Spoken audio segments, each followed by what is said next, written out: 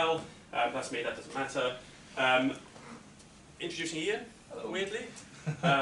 This came from the Adobe conference where Ian didn't show up, so I had to put in there in spirit at least. That's not Ian, but this is who I'm calling Ian for today at least. And this is just, I'll rush through this pretty quickly because it's kind of touching on old ground a little bit. Ian's bought some stuff. I think you would look cool in that hat. I would. Ian's bought some stuff. He spent 250 quid with us, great.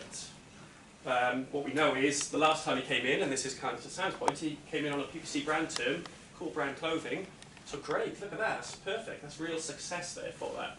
But actually what happened is he came in before a number of times, basic attribution stuff, but within here what we can see is his entire journey now, and this is where we should be focusing on rather than that last PPC brand click, what happened with the rest of him, how do we get him to that point where he purchased. There are plenty of attribution models available. These are some of the basic ones. That last click one, we've talked about that already, £250 on PPC brand, brill. Except if you use a first click model, because then it's 250 quid all for SEO, because that's how we got him to the site first, brill. But is it? Because, okay, well let's have a look at a linear model, which is starting to get to a point of allocating value a little bit better across all of them. You can see the splits there.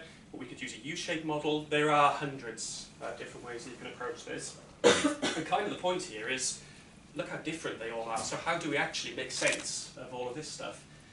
The other thing to say, and this is where we've started to sort of make some ground, I suppose, with clients, is most attribution models people use are backward looking. So what will happen is, they'll get to a sale point, and they'll say, great, okay, so for these sales I've just had, let's do an attribution model. Let's work out where the value sits for that. Actually, what we're saying is you could do that slightly differently, and you can start to take that from a forward-looking perspective. What we're doing there instead is being able to understand at each point what the attribution model is likely to look like. Very similar kind of goals. We want to attribute our revenue out fairly, but this time what we need to then think about is, as we're doing our attribution modelling, look at all visits, whether they were converting visits at the time or whether they were non-converting visits as well. So, propensity modelling using logistical regression sounds impressive. But I'm not actually going to try and teach anybody statistics today. That's not the right audience for this. The one thing I will say though is the probability of having a sale when we consider each of our individual visits is not necessarily the probability of us actually having an attributed conversion. What we tend to use is that. Looks great. I look really intelligent because I've got this on the slide.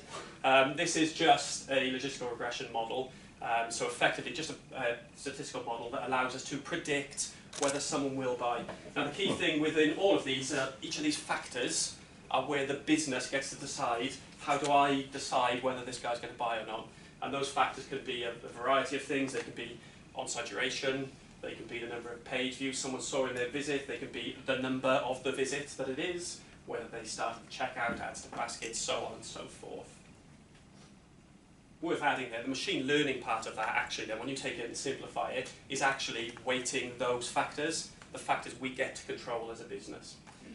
So what we end up with here, and this is the exact same visit, this is Ian again, exact same visit, this is his propensity to buy, this is his probability of buying a product at each point during his visit. So he went from 24% likely to buy at the start, to 63, to 82, and so on and so forth. Look, there we go. One simple machine learning based attribution model. That was great. But was it? What we then start to see is things like, well hang on, that social paid visit, that actually reduced the probability of a sale. So how do we deal with that? It went from 82% to 76% at that point. So is it fair then for us to say, let's give a decent amount of the cash, a decent amount of the credit to that one, based on the fact that actually it reduced my likelihood of, or Ian's likelihood, of buying that product. Now one such approach, therefore, is for us to start looking at the incremental change in our probability for each visit. So rather now than use the sort of core propensity model, what we're saying is, well, how did that propensity to buy change in between each of the visits that I had? You can see, as I said, this one here, minus 0.06% likely of buying. So here's one. If a channel referrer has reduced the probability of a sale, then what about giving them a negative amount of sales and revenue? It's conceptually quite difficult to get your head around that, but what we're actually saying is, in that case, that specific visit had a negative amount of sales for that person who came through and bought that product. Now, this is some live data. What we're looking at here is someone's probability of buy-in. On the left-hand side is the the visits directly before the sale. On the right-hand side is the visits subsequent to that, or previous to that, I should say. So actually what we've proven here is as people get closer towards a sale, the probability of them buying a product goes up, which you kind of expect, but that's good. So that means that our model potentially will work, therefore. And what we then tend to see is something like this. Again, live data. The stuff on the left is a last click model. The stuff on the right is where the value actually got attributed out to. You can see direct picking up a lot of last click stuff where people are doing their research, coming back to site and buying, whereas that then, in terms of the right-hand attributed model, transmits to PPC, SEO, and affiliates in there. Again, live data, but just shows you the real impact that this type of model can have versus using a last click model. We've talked about, or Sam's kind of talked about this, in terms of people not buying in isolation. So we've just managed to convert a person, great. What about the next conversion? How do we allocate that stuff out as well? Now this becomes quite difficult then. So where does this value for the second sale get attributed? Truth be told, even in most good attribution models, that value, the second £290, will be allocated across those 3 visits that happened post the first sale. Is that right though? There's our propensities to buy the first lot. These are the propensities to buy if we consider the second sale in isolation. You can see we've started off at 65%. It's an existing customer, they're much more likely to buy. What we do know is over time the costs get lower and the revenue goes up.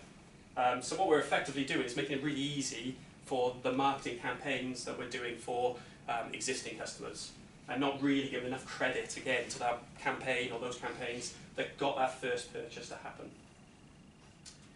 And the Holy Grail is to take all of this stuff together. So let's look at all historic visits and let's look at the total amount of money that we've made and let's attribute it out that way. In reality, we'd be waiting forever to actually do our reporting, so we need to have some way of doing our reporting on an ongoing basis. And this is where it does get a little bit technical. So what we're talking about here instead is at the point of first sale, how likely is that person to go on to do a subsequent sale? So now we've got 2 models running at the same time, kind of. But what that allows us to do then is take that first sale probability, and when the second sale happens, we give more credit back to those first set of campaigns or channels or all those things as that happens. So this is a way of looking back and saying, right, okay, the lifetime value of my campaigns over a longer period is more valuable than if we consider last click, but even if we consider a good attribution model that stops at the sale point. The good thing about doing it this way is what we're effectively doing is we're considering visit at a time for the data that we're using. So for each visit in that sale journey, we are constantly understanding the propensity to buy, the likelihood that someone's going to buy a product, having now completed a visit.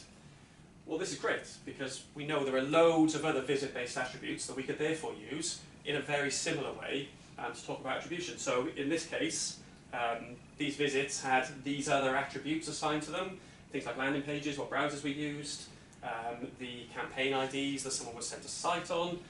What this then allows us to do is actually start reporting by more than just channel or campaign. We can now say, okay, let's have a look at an attributed view by landing page. Very easy, same data, just a different application of the same data. And what we end up with is an ability to say which landing pages are working, which ones aren't, which browsers are we good in, and this is more likely to be device rather than browser, but are we good for desktop or rubbish for mobile?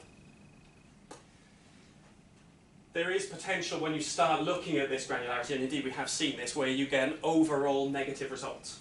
So in effect you say this campaign, the amount of revenue we give to this campaign in our attribution model is minus £100,000.